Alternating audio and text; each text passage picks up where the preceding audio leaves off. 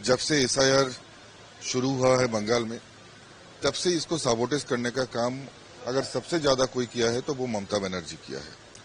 एक तरफ अपनी ही जो राज्य सरकार की जो वर्कर है, जो कर्मचारी है, उनको भड़काने का कोशिश किया।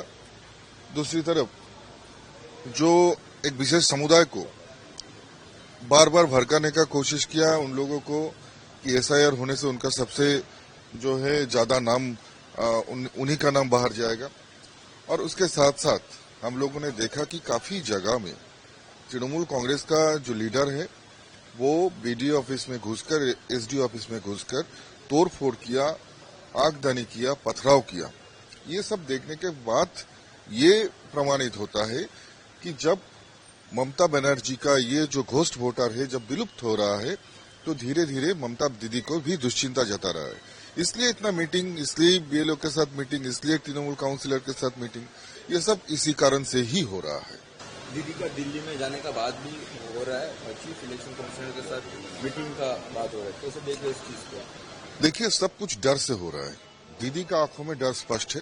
कल मंच से अरेस्ट होने का जिक्र भी किया और कभी दिल्ली जाकर मीटिंग के बाद भी कर रहे हैं। तो मैं कहूंगा ये सभी जो हो रहा है डर से हो रहा है। पहले तो उन्होंने हुंकार छोड़ा था दीदी ने कि बंगाल में एसआईआर होने से एक भी व्यक्ति का नाम बाद जाने से वो पूरा जो है सिस्टम को हिला देगा, दिल्ली घेर लेगा। कहा कुछ नहीं कर पा रहे। अभी जाएंगे मीटिंग करने के लिए, ये तो अच्छा है, लेकिन जो बड़ा बड़ा बात उन्होंने कहा था वो अभी कहा गया।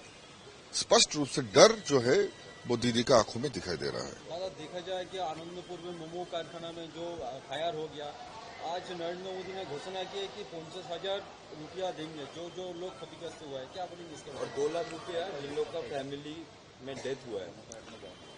देखिए, पहली बात तो यह है कि हम लोगों ने देखा कि जब बंगाल में ईडी का छापामारी होता है या फिर सीबीआई का जो है निरपेक्ष तदंत होता है, तो इमीडिएट ममता दीदी वहां पर पहुंच जाते हैं और उस कार्य को साबोटेज करने के प्रयास करते हैं।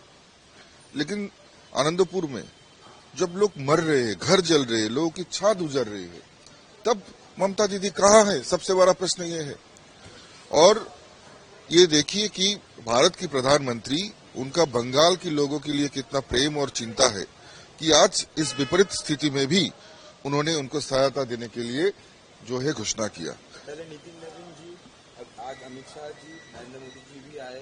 इस बार चुनाव में बंगाल कितना इम्पोर्टेंट है? देखिए, इस बार का चुनाव जो है, ये चुनाव सिर्फ एक पार्टी का सरकार बनाने के लिए नहीं, भाजपा की सरकार बनाने के लिए नहीं, या फिर चुनाव जीतने के लिए नहीं। ये चुनाव इस बार जो है भारत की जो है अखंडता को रक्षा करने के लिए है, भारत की सार्वभौमता को रक्षा करने के लिए है, और जिस तरह से भारत की डेमोग्राफी चेंज हो रहा है उसको रक्षा करने के लिए है, इंटरनल सिक्योरिटी सिस्टम को और मजबूत करने के लिए है। जिस तरह से 450 किलोमीटर अनफेंस्ड एरिया है, आप लोगों को पता है, हाईकोर्ट की वर्डिक्ट भी उस पर आया है। आप लोग देखिए कि किसके स्वार्थ में अभी तक वो लैंड वो नहीं दिया गया, हस्तांतर नहीं किया गया।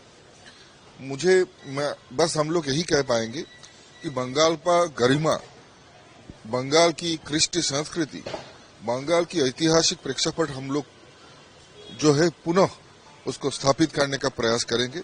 और उसके साथ साथ देश को जो है, जैसे पहले हम लोग कहते थे कि बंगाल से ही जो है भारत की प्रगति का पथ प्रशस्त होता है, वही चीज फिर से हम लोग करेंगे। चाहे वो इंडस्ट्री हो, चाहे वो संस्कृति हो, चाहे वो शिक्षा हो, हर तरह से भारत सरकार का प्रयास यही रहेगा कि देश के साथ साथ बंगाल का भी उन्नति हो। दादा, आज अमित जी आ रहे हैं बंगाल में, तो टीएमसी कांग्रेस की तरफ से बोला गया वो पोरियाई लीडर है, बीजेपी का पोरियाई लीडर है, इलेक्शन आने पर बार बार आता है बंगाल में। देखिए, टीएमसी क्या बोलते हैं, इनका जो शब्द का चयन है, पहले कहूंगा उससे ज्यादा घिनौना कुछ हो ही नहीं सकता है। बंगाल में भारत की बाहर नहीं है, बंगाल एक देश की एक प्रदेश है, और देश की गृहमंत्री इस प्रदेश में आएंगे, उसको परियायी कहने का अधिकार किसका है?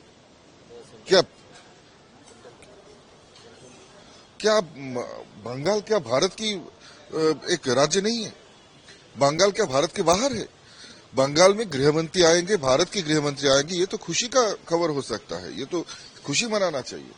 और हम लोगों ने देखा कि गृहमंत्री जी का बंगाल के प्रति कितना सद्भावना और प्रेम है, बंगाल की जनता के प्रति कितना सद्भावना और प्रेम है। जब जब बंगाल की धरती में गृहमंत्री अमित शाह जी का पदार्पण हुआ है, तब तब बंगाल की लोगों की, बंगाल की युवाओं की जो है शक्ति और वृद्धि हुआ है, और जो है मानसिकता और ज्यादा मजबूत हुआ है, कॉन्फिडेंस लेवल और बढ़ा है। और बंगाल की लोग चाहते हैं कि अमित शाह बार बार बंगाल में आए और बंगाल को शक्तिशाली करे। আমাদের ভিডিও ভালো লাগলে লাইক এবং শেয়ার করুন, কমেন্ট সেকশনে গিয়ে জানান আপনাদের মতামত। আরও ভিডিও পেতে আমাদের চ্যানেল সাবস্ক্রাইব করুন এবং প্রতি মুহূর্তে খবরের আপডেট পেতে প্রেস করুন বেল আইকন।